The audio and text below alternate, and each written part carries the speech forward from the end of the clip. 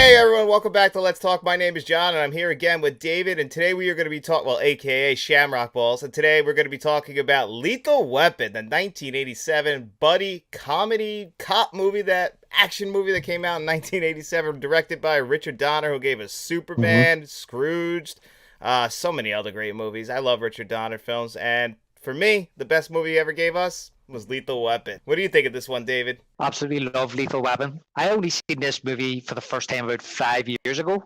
Really? I'd never seen it. Yeah, and I remember when I was a kid, like we had a small VHS collection, and that was one of the VHSs we had. And I'm not sure if it was a 15 or an 18, but we weren't allowed to watch. If I wasn't allowed. Me and my younger brother weren't allowed to watch 15s or 18s. But even the cover, it never appealed to me. It was a picture of Donnie Glover and Mel Gibson, I think, stabbing with a gun. And so I had only seen it about 5 years ago, and didn't actually realize till I watched it. To me, this is a Christmas movie, and if Die Hard could be a Christmas movie, Yippee-ki-yay, motherfucker. then Lethal Weapon is a Christmas movie, and Lethal Weapon is my action Christmas movie. It's the movie I watch at the start of December. It kicks off Christmas season for me. Yeah, actually, I mean, I start the Christmas season off with Die Hard. I love Die Hard as well as Lethal Weapon, but I think Lethal Weapon is the better movie, and yeah, they're both Christmas movies in my opinion. So anyone who says that they're not, well, they're wrong. And plus, this is written by Shane Black, and all of his movies he loves to sneak Christmas in the background. Even Iron Man 3, he likes to sneak it in the background. Dashing through the snow in a one-horse open sleigh. He's just, I guess, Yeah. really loves Christmas. Yeah, he must do. But when you think about it as well, the Christmas, even though the Christmas theme in this isn't in your face, because it's not, we say it's a Christmas movie, and there's this kind of train of thought out there that for a Christmas movie to be a Christmas movie, it has to be about Christmas.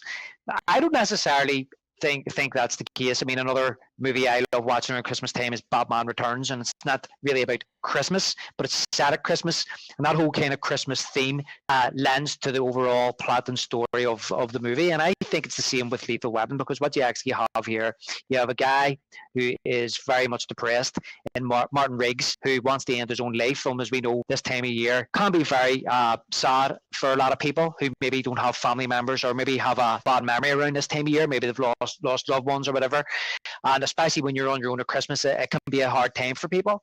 So I think that whole Christmas theme in the background of this movie lends to that character.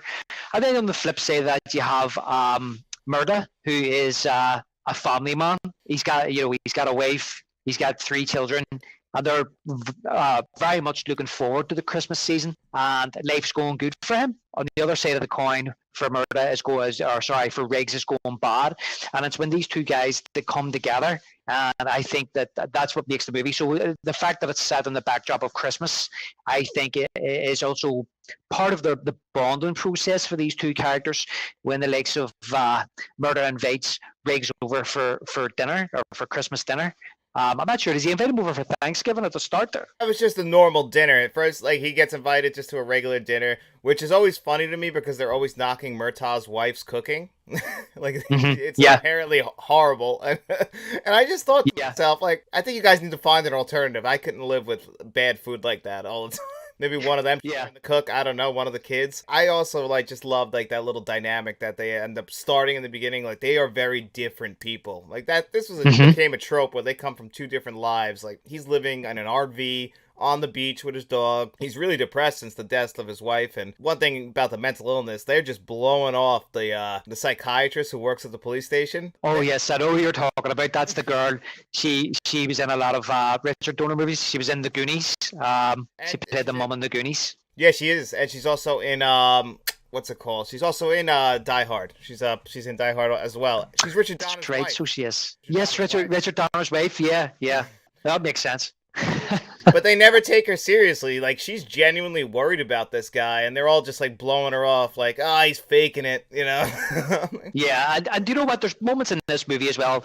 As much as what I actually love about this movie is the interactions between Riggs and Murda, and the situations they're in, and the way they play for each other. And there's an awful lot of comedy in it, but at the same time too, there's an awful lot of darkness. There's an awful lot of serious moments in this movie, and dramatic moments too, which I think that people can relate to as well, which is going back to, say, Riggs and some of the stuff he's going through with the death of his wife. And then there's Murta with his family and his home life, and you can relate that as well.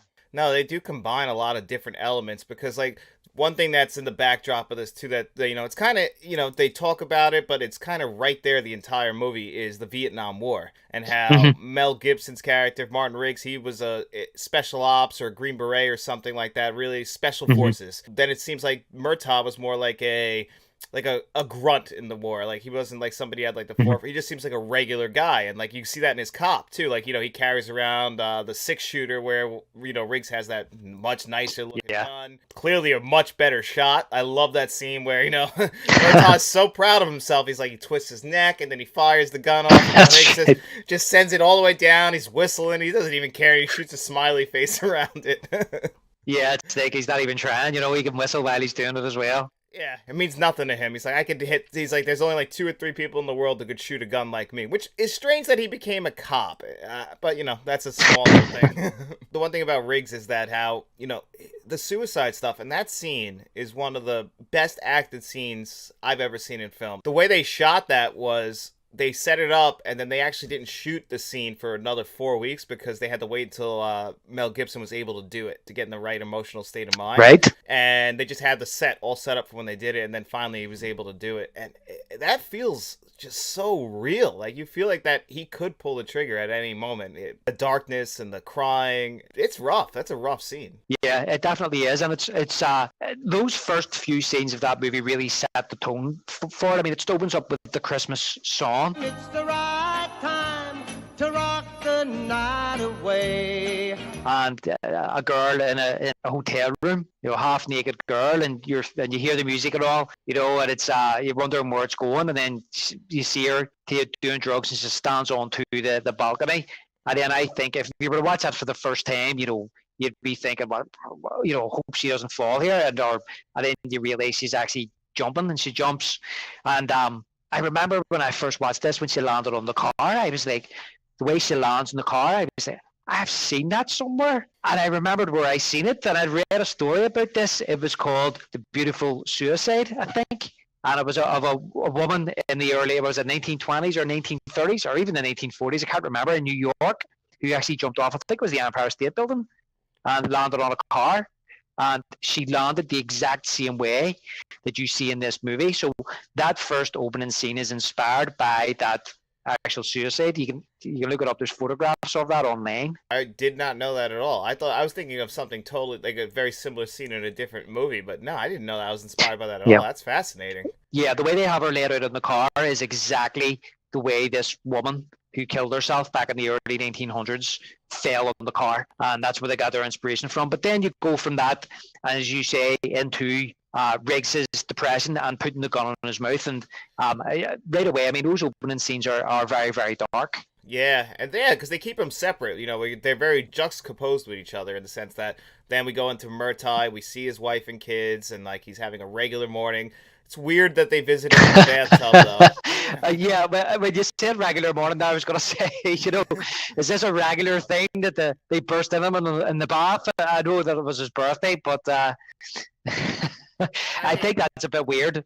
It's very weird. I mean, that is something that I never grew up around. I've never even like my house. I think we like as family, like 3 or 4 years old, like you don't take baths anymore, and I can never imagine my father taking a bath and then the family coming in. That's just ridiculous. No, definitely not. If it was my dad, we done that, we'd soon be getting maybe a clip around the ear and thrown out of the bathroom fairly quick. But that's what I was going to say earlier. I think he's turned 50, and I think that when Donny Glover filmed this, he was 42 or 41 or 42 when he filmed this, but he's playing a 50-year-old, and I'm 42 now, and he's saying he's too old for this shit, and I'm starting to feel like that myself. I'm too old for this shit. Yeah, I mean, I get that, though. I mean, but the thing that's so strange about that, yeah, they age him up, and then Riggs, who's, I think he's supposed to be in his early 30s. Mel Gibson is 31, I think, at the time of this movie, and he looks very aged. I guess it's all the smoking and drinking, because that's the same age as me, is 31, and that makes me a little bit worried. But then the thing that's weird is that the girl who plays his daughter in the movie is 27 years old. So She's 27. the oldest daughter is 27, the one that's kind of hitting on Riggs and stuff like that. But she's supposed to be playing a much younger person, but she's supposed to be playing maybe a teenager, maybe 17, 18 years of age. Would I be right in saying that? And so, of course, she is. She's hit it on Riggs when he comes into the house, and at the end, you see Murdo warning him off his daughter. Yeah. But in real life, they're only 3 years apart, so it's like it'd be fine. But because I always thought she looked a little bit older than she is, and I always was confused because they never say directly that she's like, oh, I guess she's in high school. And then in the next movie, she makes the commercial with the rubbers. So, that's right, yeah. She gets a little bit older by then. But in this movie, she plays a really big part in the film because as the movie is progressing, she gets kidnapped by Mr. Joshua, who I love, played by Gary Busey in this movie. Damn it, it's Riggs. Yeah, this was Gary Busey before he went crazy. Yeah, I'll be honest, I think it could be potentially his best performance that I've seen him in. I've seen him in Silver Bullet. I've seen him in Predator 2. Trying to think of what else I've seen Gary Busey in, but I mean, I just think he gives a really good, solid performance in this. I think he's always kind of had a bit of a creepiness factor about him, but no, I think he's very good in this as the henchman. And it's funny because you mentioned Lethal Weapon 2. There's a lot of people that love Lethal Weapon 2 more than Lethal Weapon 1. I don't subscribe to that. People think that 2's better than 1. I don't subscribe to that either. But the funny thing is, in the sequel, I think the main bad guy is more memorable than the main bad guy in the first one. However, the henchman in the second one isn't as memorable as Mr. Joshua. And I say there's a couple of favorite scenes in the movie. The first one is when they go meet Mr. Joshua when they've kidnapped Murda's daughter and he starts taking them out with a sniper rifle. That's an absolutely brilliant scene. But the next favorite scene is when Riggs offers Joshua a shot at the title. What do you say, Jack? Would you like a shot at the title? Oh my God. I'm so glad you brought that up. Because what's so funny about that is that my father used to say that to like me and my brother. Like if we were like, he's like, when you get old enough, if you ever want a shot at the title, let me know. And it's so like I love this movie. I honestly do really adore this movie. It's one of them films that, as I say, it's a tradition night for me. When I hit December, this is the movie for me. Kick Christmas off. I don't get bored of this film. And when I watch it now, that's just so bizarre. It's just kind of like they've caught Joshua now, rather than maybe shoot him in the back of the head when he's in your house, wrecking your house. It's almost like Murda and Riggs have concocted this, because Riggs didn't make the torture he was giving him. He's probably thought, you know what, I don't even want to shoot him in the head. I don't want to shoot him through the chest. I want to beat him to death, or I want to give him a good kicking. And he goes with a gun and says, outside. And as soon as he gets outside, there's Riggs standing there, and he's like, what do you say? You want a shot at the title? It's so weird. It's so weird, and what makes it strange is that it's just him, and there's like 30 other cops outside, and then you got Murtaugh like, hey, let it go. Like, he's like holding everything back, like, I take responsibility. I'm like, Sergeant Riggs' arrest. I'll take full responsibility. The son of a bitch just killed 2 of our men. this is violating so much protocols. You're just going to let these guys fight, like on your front lawn, fire hydrants going off, helicopter shot shooting down at him, and then he actually, he lets him go. Actually, he lets them arrest him. But of course, classic 1980s fashion, he gets back up, and then the two of them shoot him right in the center of the head together, because now they're partners.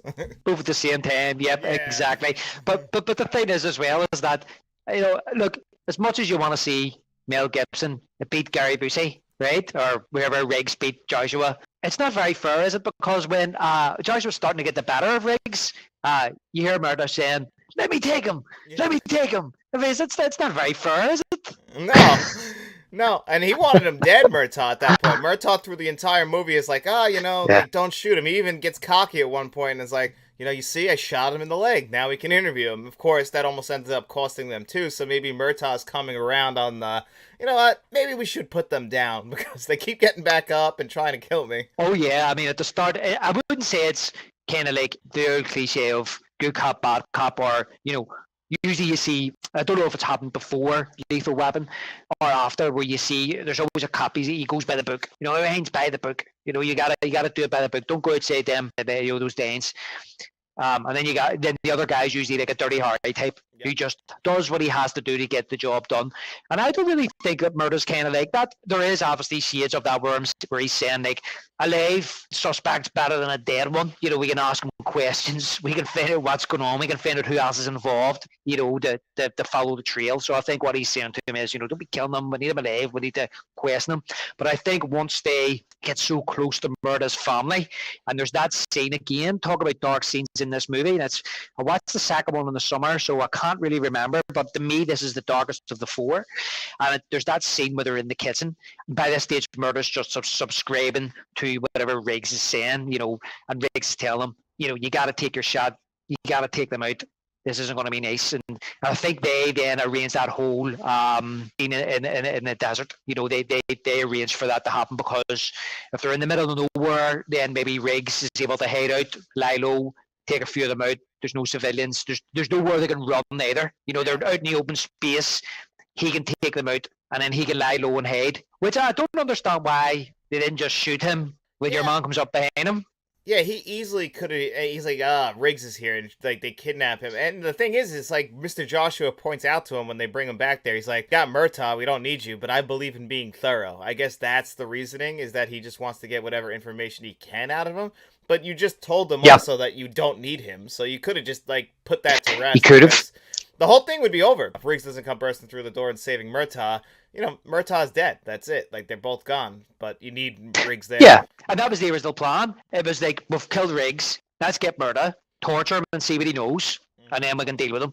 So that bit to me in the movie is just a bit strange. But listen, if they had killed him, then you wouldn't have had a brilliant end. That would have been the end of Riggs. So you have to let these things go, don't you? Yeah, I mean, it's a 1980s action movie. If you start poking holes, you'll end up with Swiss cheese with this one. Because, I mean, there's stuff everywhere. Like, there's just so many things that they break protocol on. Like, right early in the movie, with the suicide scene, not like him, like when he's trying to talk the guy off the roof. Yeah.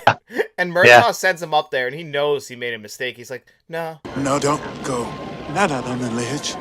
And then, like, they're just talking, and Riggs is trying to get across to him, like, no, I understand that he puts the handcuffs on him. And then he's the one who jumps off with him into the big giant freaking inflatable bag. And I love how he says to him, you know, he's almost cringy, to be honest. I find Riggs being cringy, but he's doing the right thing. He's saying to him, like, you know, come on, do you want a cigarette? Let me get out there. Look, don't be doing this. My boss is down there. He's watching me. Make it look as if I'm trying to save you. You know, just to get closer to him. It's very funny, but it's afterwards they think he's trying to get the Sego pension. I think at that stage, Murda believes that too, because that's the talk in the office. Where's your man? He's trying to get the Sego pension, and I think he believes it too. And then when he brings him into the empty store after he jumps off the roof, and he says to him, "You're not really crazy. Do you really want to kill yourself?" And then when he does pull the gun out with the bullet gun, says, "I'm going to use this bullet," blah blah blah. He does say, he realizes then he's like, "You are crazy." Ow! You're not trying to draw a psycho pension. You really are crazy. Yeah, he's like, and that's why he like starts to get even scared of Murtaugh. Like when they're driving in the car before he uses the world's first cell phone, he's like, "Why are you even talking to me? You're talking to a dead man." Like he's like so shook by him being there with him, because he is, he's a lethal weapon. He's a loose cannon, which is actually one of my favorite lines in the movie. Is when they're first like getting to know each other, and Murtaugh's explaining to him, he's like, he can't understand why he would get teamed up with Riggs, and Murtaugh's like, "You know, I know why. It's because God hates me." And then Riggs says, "Hate him back. It works for me." And then, of course, I have to bring it up just because it's something that I just always wish I could have done, is his hair. That mullet is unbelievable. I just can't take my eyes off it when I'm watching it. You know, I'm the same, John. It hurts. Very envious. It hurts me pretty bad, but it's got to hurt you worse. Oh yeah, it certainly does. I'm so envious. I just can't take my eyes off it. You know, when that hair is unbelievable. It's got like such a like thickness to it, and I don't know how he did it, and only he can pull that off. Oh yeah, listen. To see if I even had that hair and I done that, people would be saying, "Would you get yourself a comb? You know, would you have a haircut?" That works on 3 people, and everyone else, it's like, you're serious with that, huh? Yeah, exactly. One of them's Mel Gibson. Yeah, only Mel Gibson, because he's got that rugged look to him, and then he's got those big beady eyes that like pop out of his head. That's because he pulls like that crazy look to him, like better than anyone. Yeah. One actually small thing is actually with I don't know how this works. I don't know how strong bulletproof vests are, but the one scene that always like surprises me is when he gets shot through the window and he just gets back up because of the bulletproof vest. I'm like, does that really protect you that much? I don't know much about bulletproof vests. Well, listen, I couldn't tell you myself. Thankfully, I've never had to wear one, or I've never had been shot at. So the only thing is that obviously it hits him and he goes through the window. I would imagine there'd be an awful lot of bruising there. Yeah, and he gets right back up, and he's just like he's breathing heavy, and he's all shook up. That's when you see his like eyes going crazy. But yeah, like I feel like he would want to take a couple days off. I know they got a job to do, but like, that's definitely messed up from that. He does say to Murder though, why don't we just go off for a few days, head out, we'll go to Detroit. Go to Detroit. and I was I heard a thing, I can't remember where I heard it, what they said, was that a reference to Beverly Hills Cop, because he went from Detroit to Beverly Hills, and then they're going to go from Beverly Hills to Detroit. Oh, that's probably right. Holy shit, because that came out 3 years before this. That was 84, and this is 87. Yeah, and he said, come on, we'll go to Detroit. I mean, this was like, that's funny, because I guess technically that's a buddy cop movie, but this like started like a really big buddy cop trend. I mean, we had Running Scared, which I really like, and I think that might have been the same year. I know you're a big fan of Stakeout, right? Yeah, well, that's what I was going to say. For years, Stakeout was like my favorite buddy cop movie. The way I think about buddy cop movies as well, John, you said about Beverly Hills Cop. Me personally, I wouldn't class Beverly Hills Cop as a buddy cop movie, because to me, it's two guys. You know, that exactly. Whereas Beverly Hills Cop, Axel Foley to me is more of a rogue, and the two guys is I can't even remember their names at the minute. The other two guys, they call them. Yeah, that Judge Reinhold is one, and then I think it's John something is the other guy's name. Yeah, I can't even remember their character names at the minute, but they're the two buddy cops, but it's more about Axel Foley, and then they're like a sidekicks. Whereas this year, to me, yes, was one of the first buddy cop movies.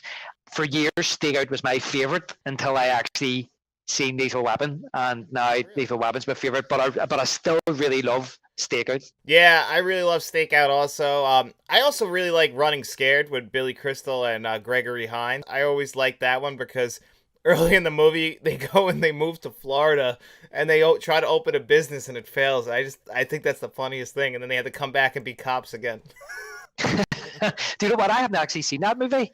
It's a good one. It feels like Lethal Weapon, that it should have started a franchise, but they never did it again. It's weird. Yeah. Stakeout, there's two of them, right? If I remember correctly. There's two of them. There's another Stakeout, and you know what? I think another Stakeout was a flop, and I think it got critically panned as well. But I actually really like another Stakeout. It's not as good as the first, but it ends up with Richard Dreyfuss and Emilio Estevez staking out. They have to travel. I can't remember where it is. They have to travel somewhere, and they have to stake out this other house. But they've got to pretend to be a family, and Rosie O'Donnell is in it, and she's supposedly married to Richard Dreyfuss, and Emilio Estevez is their son. Oh my god. But it's kind of like, but Rosie O'Donnell is his second wife, and she's not Emilio Estevez's mother, and all this, and I think it's got some really good moments in it, and your man's in it. Miguel Ferrer plays the bad guy, he plays the hitman. I really enjoy the second one. Yeah, I mean, I haven't seen that one in a long time. I just rewatched the first Stakeout last year because I remember you telling me that you were such a fan of it, and I hadn't seen it in a while, and I was like, I gotta watch Stakeout again. And the first one's great, but I gotta revisit the second one. I haven't revisited that one in a while.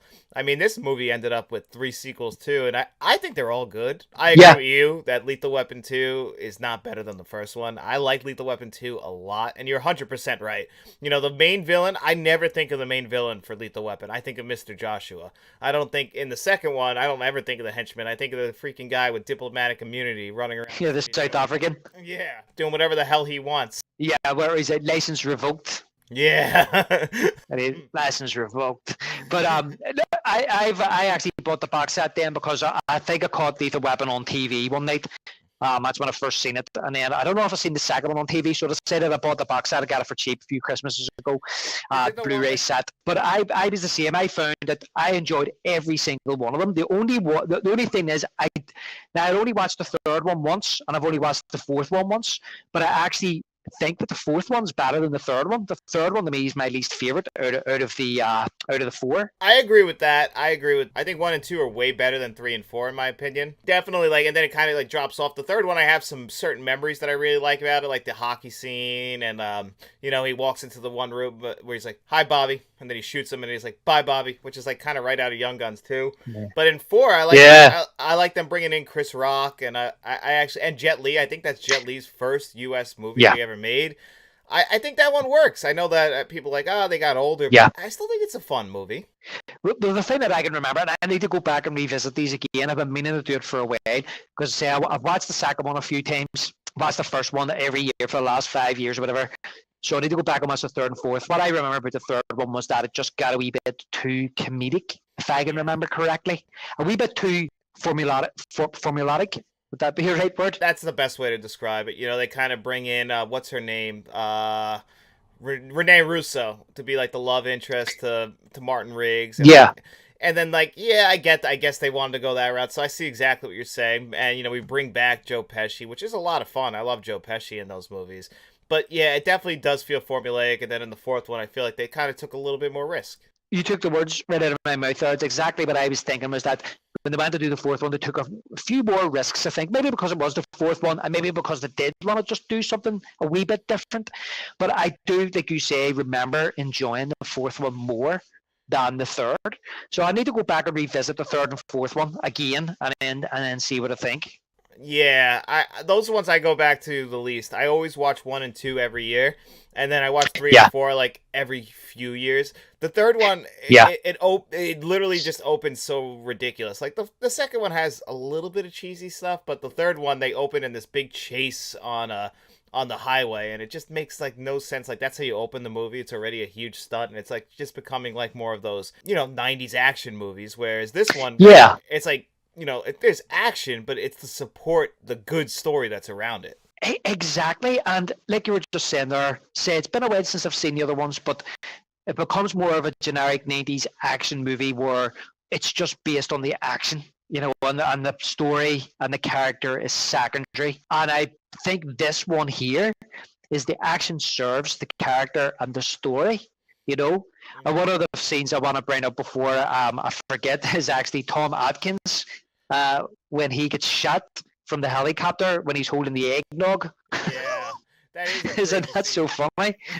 But it's really funny, like, because I know that it's became a kind of like a meme now, where you can see he's standing at the window holding the eggnog like this, and the helicopter's out the window behind him, and he's like that, and you can see like the eggnog firing at the front. But when I was watching it again the other week, what actually made me laugh was the cutaway. I think either a murder or Riggs, can't remember which one it is. And when they cut back the Atkins, he just kind of falls over like somebody's just cut down a tree. He just kind of like with the eggnog on his hands, and it's just so funny. But I love that scene, and I know a lot of like you're saying about picking holes and end up big Swiss cheese and all. But right enough, like that helicopter just raises above them like a phoenix from the flames, and nobody even heard it. Nobody even heard it coming. Nobody even seen it. Come out of nowhere. I mean, I have a lot of questions about how they're operating that helicopter, because it comes back later in the desert too, and it's chasing a limo. I'm like, I mean, you have to be a really good helicopter pilot to have it like that low to the ground that you're using like the blades of the helicopter to like try and hit a limousine. I'm like, it's in LA, so I have no idea where that desert is. I don't know how LA works, but it feels like they just left that morning and went to the desert and to go for a shootout. Yeah, and I'm just wondering, like, since you were saying about Vietnam and all earlier, so maybe the pilot's a Vietnam pilot. He served in Nam, and now he's helping out Mr. Joshua and all his guys. Yeah, I mean, maybe that's the thing. Mr. Joshua's in the helicopter, and he does seem very thorough. He reports right back to his boss after he misses. He's like, Riggs, he's still alive. He's like very disappointed by it. He's rated and he's like, are you sure? He's like, yeah. Yeah. Yeah, that's right. But Tom Atkins is good in the two scenes. He's overacted a little bit. He's very emotional, which is, I love Tom Atkins. Halloween 3. Yeah.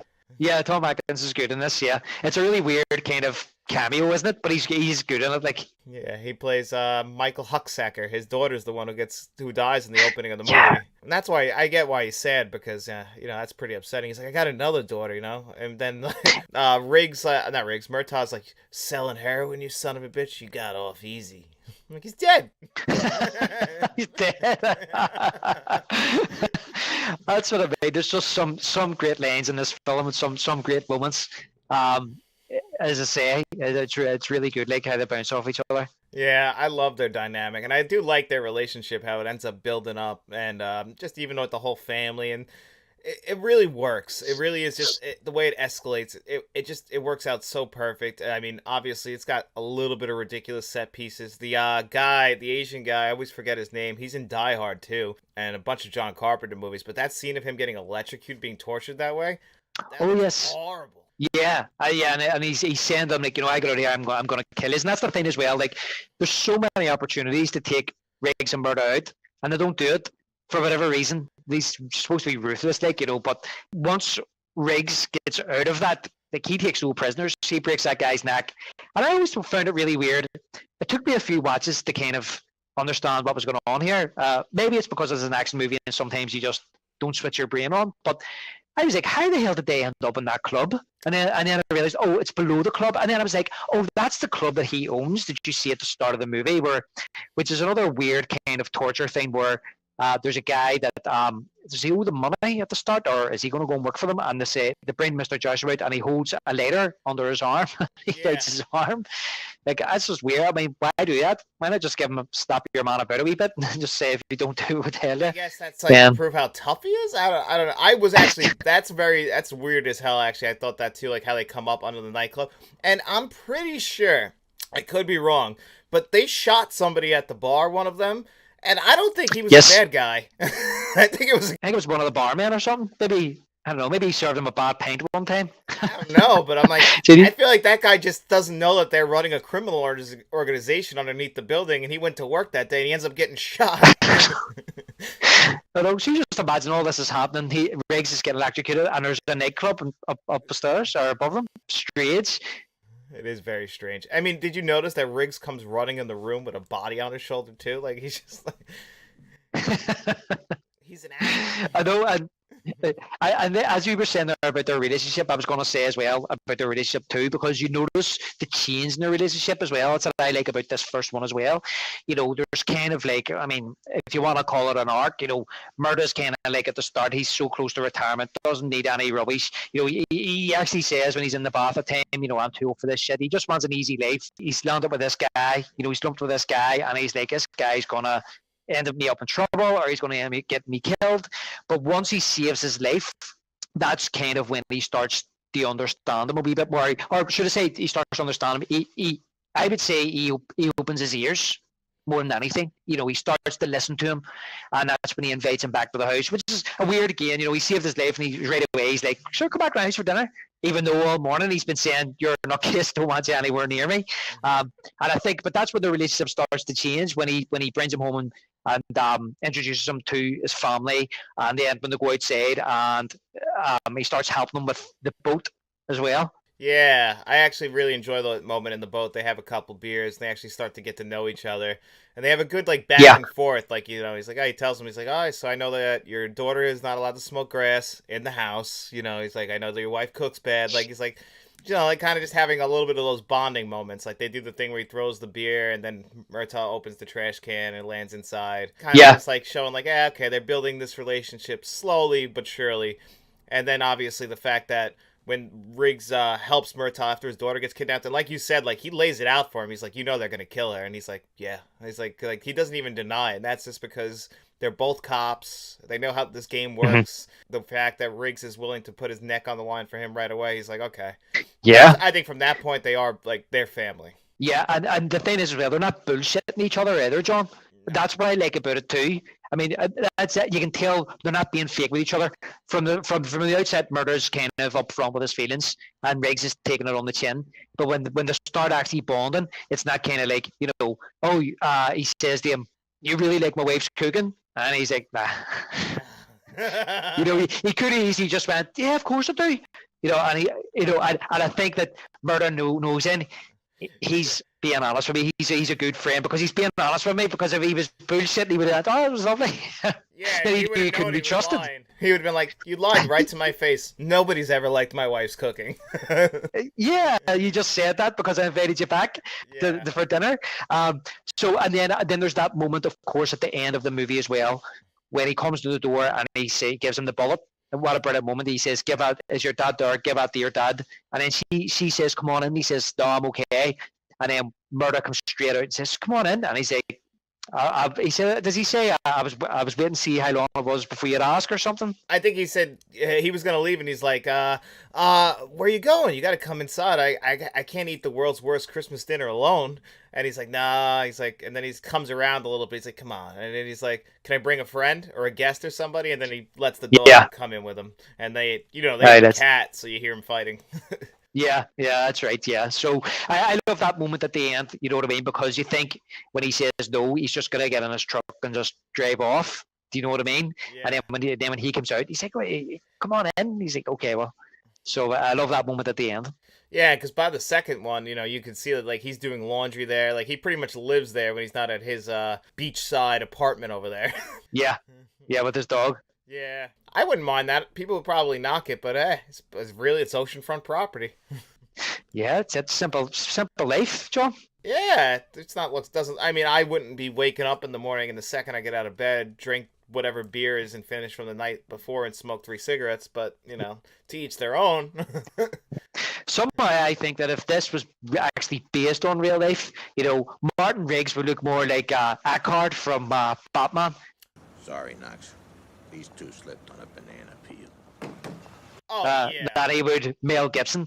If that was the lifestyle he was leading. Movies like Lethal Weapon have misled me my entire life because I thought that you could just get by and look that good forever. I found out the hard way. That's not true at all. You gotta put effort in. It's not. I just don't believe that a man that's not looking after himself and gets out a beer and drinks a beer for breakfast has the body of Mel Gibson in 1987. No, it's not true at all. They lied to us. When I heard Hugh Jackman say the way he looks that cut for Wolverine is because he doesn't eat or drink for 3 days. He literally dehydrates his body. I'm like, okay, that makes more sense than what they were telling me. Yeah, but the thing is, Hugh Jackman's probably didn't tell people he was pumping iron as well. So, oh yeah, when he doesn't eat and drink for a few days, his skin shrinks and it shows the muscles coming through. So you have to have them in the first place. Yeah, they have to be there. You got to definitely put in the work, and who knows, maybe throw some HGH in there or something to really help guide it along. But the regular person going to the gym for an hour a day, and these are cops. How often are they going to the gym? Are not going to look like that. No, they're not. Worn out. They're not going to the gym every night after pulling a 12-hour shift where they're sitting in the car and eating donuts and drinking coffee. It's just not happening. Well, there was a scene where he was eating a hot dog, which is fine. People can eat hot dogs, but I just kind of thought, it's probably more realistic there. Yeah, it's just you're just not going to look that cut up, and they make sure to show us Martin Riggs' body numerous times throughout the movie. We're introduced to him naked. They wanted to show us what he was doing. That's right. And obviously, one of my favorite comedies, which is a parody of this, is Loaded Weapon. Oh, Loaded Weapon is fantastic.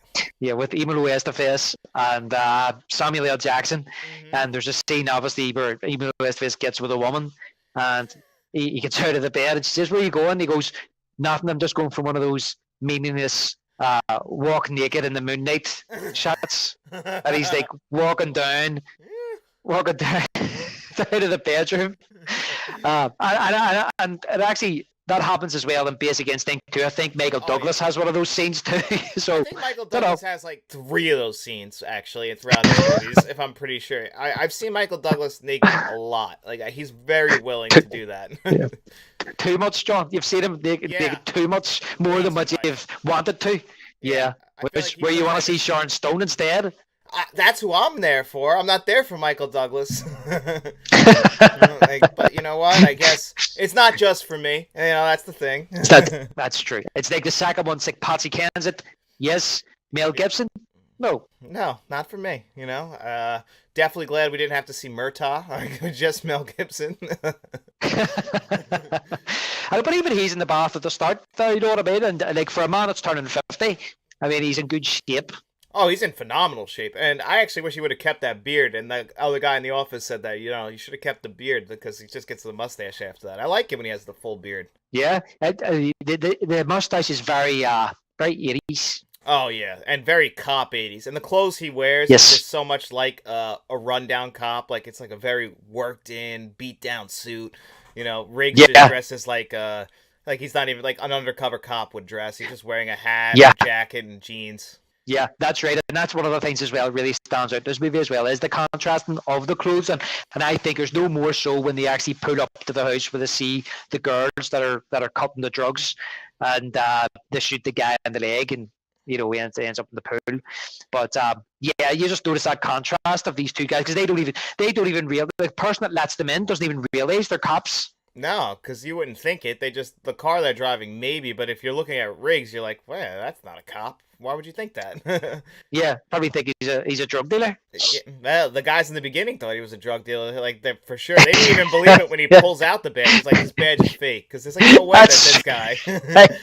I laugh at that too because it is a real badge within the context of the movie, and they're like, he's not a cop. That's not even a real badge, and he's like, I am a real cop. That is a real badge, and this is a real gun. Yeah, I love that line. Now that's a real badge. I'm a real cop, and this is a real fucking gun.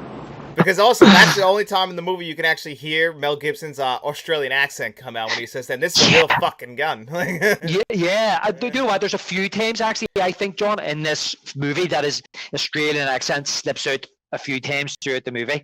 It's almost as good as his Scottish accent. Oh yeah, he's in and out of that. But I like He is, drawing. Have you ever seen Robin Hood Men in Tights with Kevin Costner? Not Robin Hood Men in Tights. The other one that he did with Kevin Costner. Oh, Prince of Thieves. Yeah, that. Men in Tights was the spoof. I haven't seen that movie in many, many years. Oh, I've seen probably since I was a kid. I think I've seen it once when I was a kid and once since. And Kevin Costner in that movie, he bounces between about 4 accents. Yeah, I have to say it's like myself when I watch movies like what's the one Brad Pitt does? Who plays supposedly from Belfast. Oh my god, he's got the Cockney accent and No, that's Snatch. He does the Cockney accent, but he does one where he plays an IRA man. It's either the Devil's Own or the Devil's Advocate. I can't remember which is which. Which is the one with Al Pacino and the Devil? That's the Devil's Advocate. That's well, there's one called the Devil's Own where it's Harrison Ford and it's Brad Pitt and he plays a Belfast man and his accent is like 1 minute sounds like he's from the north, next minute he sounds like he's from the south. It's just all over the place. It's hard for me to listen to. Yeah, that's got to be cringy for you. Like, you just get somebody who's Irish at that point to do the accent. Yeah, well, they probably couldn't have sold it then. You got some great actors like Brad Pitt and Harrison Ford. And maybe Harrison Ford's playing an American, but yeah. Well, Harrison Ford, he did a submarine movie where he does a Russian accent, and that was pretty damn bad, awful. So sometimes some people do accents great, and then there's other actors who it's just like, oh my god, that's horrible. Yeah.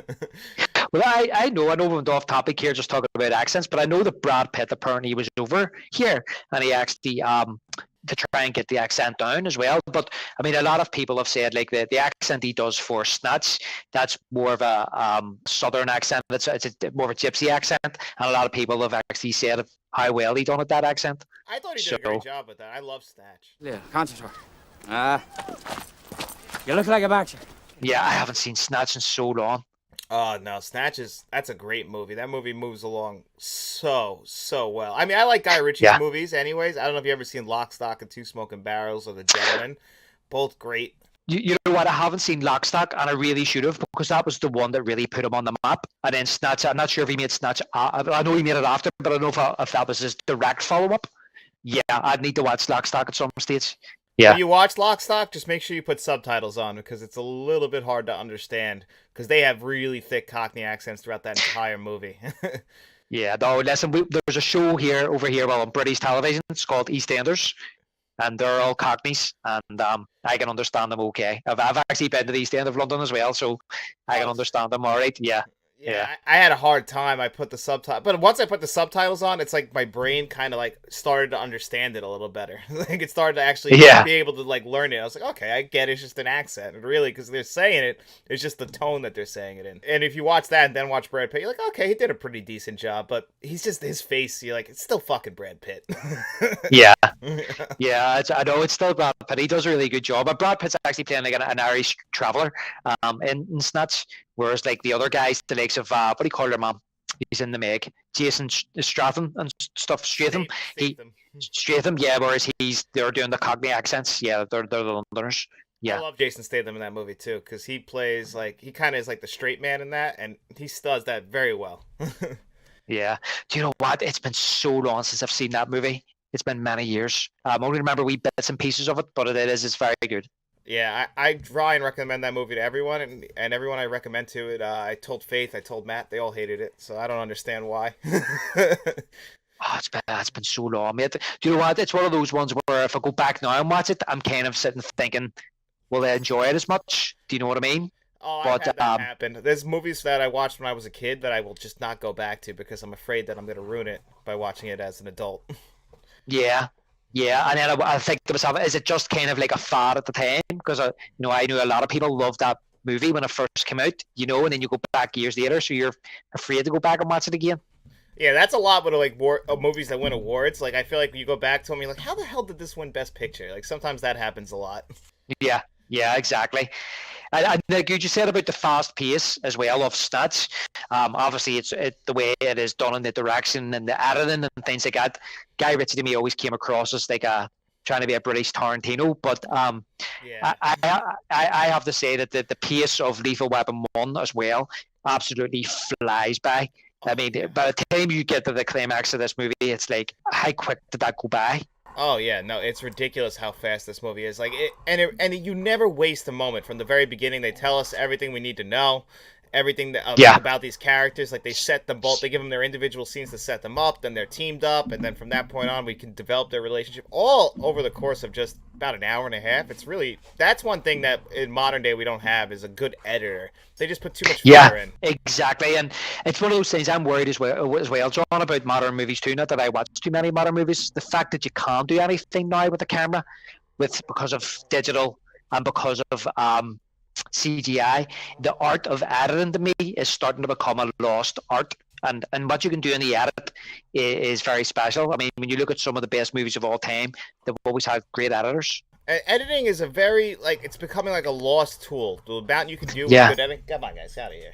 The amount you can do with good editing is, it could save a film. They always say that like George Lucas had Star Wars saved because of editing.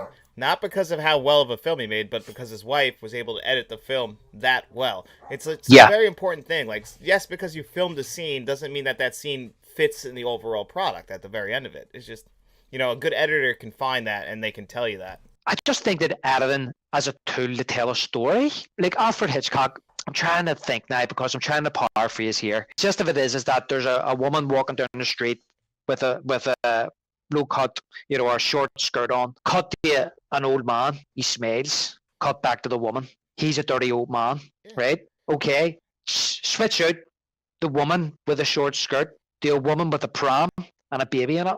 Still have the same shot of the old man with the same smile on his face. He's no longer a dirty old man.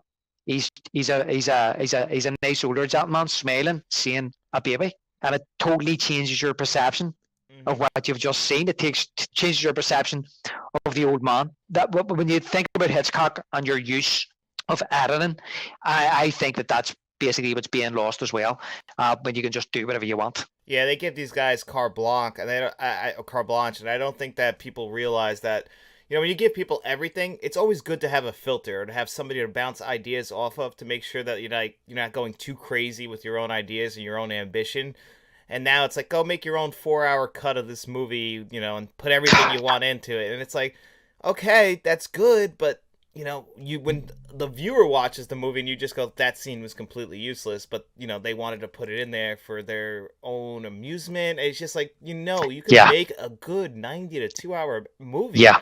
Like, it can be done. It's been done. Yeah. It's like in the line in the movie Major League, like, it's a winning streak. It has happened before. Yeah, and look, the technology is a brilliant thing, and obviously, I know there's a lot of directors, don't want to use film anymore, and because it's too expensive and all the rest. I understand that, but I think sometimes you maybe just still need to apply the same principles to things because, it was back in the day, it was kind of like, you were against time, you were against budget, and it was kind of like you say, or John, do we really need this scene? Do you really need to film this? Or we can't film this because it's too expensive, so we'll do it this way. And now it's just kind of like, as you say, you can just do whatever you want and things become bloated. And sometimes I think certain projects and films become self-indulgent to the point where that turns the audience off. I mean, I know that's how I feel about a lot of modern films anyway. Yeah, I mean, I watch a lot of modern film and a lot of old film, and every time I watch an old film like Lethal Weapon, it's amazing how much more I enjoy that movie than most movies I see throughout the year. Like, I could watch 100 to 200 2023 films, and maybe one or two throughout the entire year. Like, Oppenheimer is a movie that I will watch for the rest of my life. But the rest of them, some like there's gonna be some I'll watch over and over, but most of them are just gone from my after I've seen them. They're one and done. Yeah. Like, very forgettable. But go back to 1987. It's the same year as RoboCop. Like, there's so many classic movies that came from Predator. that year. Yeah, Predator. Like, there's so much just from that one year that are considered all-time greats. Whereas, like, think back to 2020 or 2021. Can you pull a movie off the top of your head, like, right now that was, like, a classic film already? Like, it's just not too many. Yeah. Look, as I say, it has to be something special for me to go out of my way to go and watch it, and even go to a cinema now. I mean, I go to a cinema now with my daughter more than anything. Bring her to see movies. If there's something I want to see, I'll wait for it to come to streaming. Well, I don't really stream, or maybe I'll pick it up a bad Blu-ray or something and watch it if I really want to see it. But it just shows you, as you say, the power of Lethal Weapon. This isn't nostalgia for me. This isn't a movie that I seen when I was 12 or 13, back in the early 90s or something, and I've just continued to watch it. I didn't, as I've said earlier in the podcast, I didn't see this movie about 5 or 6 years ago. So, and this is the impact it's had on me. It's one of my favorite. I would say it's probably one of my favorite movies. You know what I mean? And it's definitely one of my Christmas movies I watch every single year. So that's the impact that Lethal Weapon has had on me. And it's 80, as you say, it came out in 1987. I agree. Right there with you on that. It's one of my favorite movies ever as well. I've seen this movie well over 100 times. We'll see it over 100 times more. I've already watched it twice this Christmas season. I kind of think I got one more in me because I love it. But, if you're comparing it to Die Hard, most people are going to pick Die Hard. Me and you will pick Lethal Weapon every time. Yeah. So, yeah, but I think that's the best way to end this. That's going to do it here, guys, for another episode of the Let's Talk podcast with David and I, a.k.a. Shamrock Balls, and we will be back for another episode in a few short weeks, so make sure you guys like, share, and subscribe, and tell all your friends.